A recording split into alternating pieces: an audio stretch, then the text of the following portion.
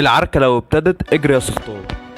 ده اللي كان بيعمله أمير قرار النهارده في فيلم البعبع عموما، اللي يعتبر كان تجربة ناجحة جدا وكوميديا صريخة طول أحداث الفيلم.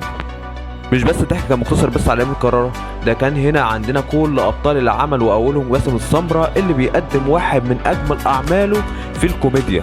الراجل اللي لابس البورنيطة اللي كان بيفكرني فيها بالظبط مجد شطة، وقدم لنا شخصية الهيل بشخصية جديدة وحتى في نفس الوقت كانت ظريفة وكانت بتضحكنا. نيجي لشخصية ياسمين صبري، طبعا كلكم متوقعين انها تبقى فاشلة في الفيلم ده، لا والله هي اللي كانت عاملة جو حلو جدا في الفيلم ده، وكانت في نفس الوقت هي اللي كانت بتحرك الأحداث.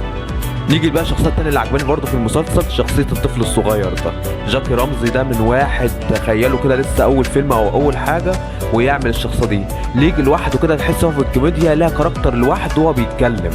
تخيله كده رغم إنه صغر سنه بس ليه كاريزما موجودة على الشاشة وليه كوميديا واحدة كده خاصة بيه هو.